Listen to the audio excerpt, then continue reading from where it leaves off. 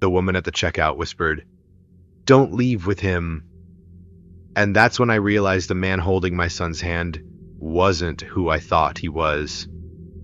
This happened in Houston, Texas in late August, around 5:30 p.m. I had stopped at a large retail store after work to pick up a few things before heading home. My son was 5 at the time, old enough to walk beside me, but still young enough that I kept a close eye on him. The store was busy, the kind of late afternoon crowd where everything feels normal because there are so many people around. That's what made it worse. We moved through the aisles, nothing unusual. He stayed close, occasionally reaching for things he wanted, and I kept telling him no. At one point, I remember stopping near the electronics section to answer a text. It couldn't have been more than 10 seconds. When I looked back up, he was still there, standing next to a man. At first, I didn't question it. The man looked ordinary, late 30s maybe, wearing a baseball cap and a plain t-shirt. He had one hand resting lightly on my son's shoulder like it was nothing, like it was normal. I assumed it was someone asking him a question or just passing by. Then the man looked at me and said, "Hey, I've got him." That's what made everything slow down. I remember frowning, not understanding. "Excuse me?" I said. He smiled, calm, almost reassuring. "Your husband asked me to grab him. He said you were up front." That didn't make sense. I don't have a husband. I told him that, and for a split second something in his face changed. Not panic, not fear, just calculation. That he tightened his grip on my son's hand. Not enough to be obvious, but enough that I noticed. I stepped closer, reaching for my son, and said, "No, he's coming with me." The man didn't argue. He let go, just like that. Then he walked away. Fast. Not running, but fast enough that it felt wrong. I grabbed my son and immediately headed toward the front of the store. My heart was already racing, but I kept telling myself maybe it was just some kind of misunderstanding. That's when the cashier leaned toward me. Her voice was low, urgent. "Don't leave with him." I froze. I asked her what she meant, and she glanced toward the entrance. "The man who was just with your son," she said. "He's been here for a while, watching families. You're not the first one." My stomach dropped. I turned to look, but he was gone. The cashier told me they had already called security earlier because of him. He had approached at least 2 other parents, using different stories. Lost child, wrong pickup. "Your partner sent me." Always calm, always believable. I asked why no one stopped him. She hesitated, then said something that made it worse. "He never does anything enough to get detained. Just enough to confuse people. Just enough to get close." I stayed inside the store and called the police. They arrived about 15 minutes later. I gave a description. So did the cashier. Security footage was pulled. They found him on camera multiple times. Different aisles, different families, always watching, always waiting for a moment. They told me something I didn't expect. He's not alone. Apparently, this wasn't the first report like this in the area. Similar descriptions, same approach, multiple stores, different cities, always near closing hours, always targeting parents who looked distracted for just a few seconds. The officer explained that in some cases, there were 2 or 3 people involved, one to approach, one to distract, one waiting outside. I asked what would have happened if I had believed him. He didn't answer directly. He just said, "You did the right thing." That night, I couldn't sleep. I kept replaying it. The way the man spoke, the confidence. Like he had done it before, like it had worked before. The next day, I checked local news. There was a short segment about suspicious activity in retail areas. No details, no names, nothing that matched what I experienced. A few days later, I got a call from the police. They had reviewed more footage, tracked movements between stores, and they confirmed something. The man who approached my son left the store through a side exit, where another person was waiting. A woman, gray hoodie, standing next to a parked SUV. The same SUV had been seen at 2 other locations. I asked if they caught them. There was a pause. Then the officer said, "No. They're still out there. I don't let my son walk beside me anymore. He stays in the cart. Or I hold his hand. Always. Because now I know how it happens. It's not force. It's not panic. It's confusion. Just a few seconds. That's all they need. And the worst part is, if that cashier hadn't said anything, I might have walked out of that store believing I was still with my child." The school went into lockdown at 10:42 a.m., and the teacher told us it was just a drill. It wasn't. This happened in Naperville, Illinois last spring. I was a junior at a public high school. Second period English class, nothing unusual about the day. We were halfway through a reading assignment when the announcement came over the intercom telling teachers to initiate a soft lockdown. No alarm, no panic in the voice, just calm and routine. Our teacher stood up immediately, walked to the door, locked it, pulled the shade down over the window, and told us to stay seated, because it was probably just a drill. People relaxed.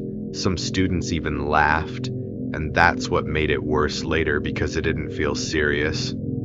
A few minutes passed, maybe 5, maybe 10, hard to tell. And then we heard something in the hallway, not yelling, not running, just footsteps, slow and measured like someone walking normally. They stopped right outside our classroom door, and everyone went quiet. You could hear people breathing. The handle didn't move, but then we heard a voice, male, saying, "School security, open the door." Our teacher didn't move. She just stared at the door, waiting. The voice came again, slightly louder, saying security and that they needed to clear the rooms. One of the girls whispered if we should open it, but the teacher shook her head immediately and said, "No one opens anything." Her voice tighter now. Then the voice changed, not louder, just less patient, telling us to open the door now. No one moved. We were all staring at the door. Then a phone rang, not in a room, in the hallway right outside. The man sighed. We heard him shift his weight, and then he spoke again, but not to us, quietly like he was on a call, saying, "Yeah, this one's locked." My stomach dropped. This one, like we were just one of many. The footsteps moved on, slow and unhurried, just like before. We didn't speak for a long time after that. No one joked anymore. No one moved. We just sat there listening. After about 20 minutes, real police arrived, and you could tell immediately different energy, louder, clear commands, doors opening down the hallway. When they reached ours, they knocked hard and announced themselves properly. Our teacher still hesitated before unlocking it, but when she finally did, there were 2 officers standing there with guns drawn. They escorted us out one classroom at a time, hands visible, no talking, and took us to the gym. That's where we found out there was no drill. A man had entered the school through a side door during morning drop-off. He wasn't a student, wasn't staff. He was wearing a visitor badge, a fake one. He had already tried multiple classrooms before ours, knocking, asking to be let in, saying he was security. They caught him in the parking lot before he could leave. Someone saw him trying car doors, random ones, like he was looking for something or someone. We were told everything was under control and that no one was hurt. But later, when more details came out, there was something they didn't say at school, something we only heard from local news. The badge he was wearing had a student's name on it, a student who had been absent that day from our class. The police told me later that if I had opened the door 5 seconds earlier, I probably wouldn't be here. This happened in Tampa, Florida last summer. It was around 8:45 p.m., still bright outside, the kind of evening where nothing feels dangerous. I was home alone, just watching TV, when I got a notification on my phone. Your order has arrived. I hadn't ordered anything. At first I thought it was a mistake. Wrong address, maybe. It happens. Then the doorbell rang. I got up and checked the camera. A man was standing there holding a paper bag with a food delivery logo on it. Mid-20s, baseball cap, phone in one hand. He looked exactly like every other delivery driver I've ever seen. And that's what made it convincing. I opened the app again. No orders, no charges, nothing. The doorbell rang again. Longer this time, then he knocked. "Delivery," he said. Casual. Normal. Not aggressive. I stepped closer to the door but didn't open it. "I didn't order anything," I said through the door. He didn't leave. Didn't even step back. He just leaned slightly toward the door. "Yeah, I know," he said. That didn't make sense. I froze. "What?" "You didn't order it," he repeated, "but you're still gonna open the door." My chest tightened. There was no hesitation in his voice, no uncertainty. Like he already knew how this would go.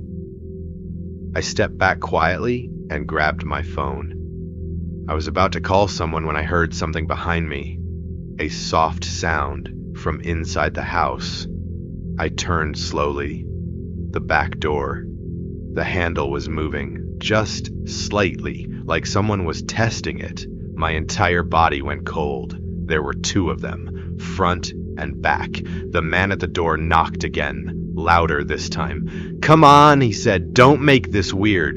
I didn't answer, didn't move. The back door handle stopped. Then a light push. It didn't open. I had locked it.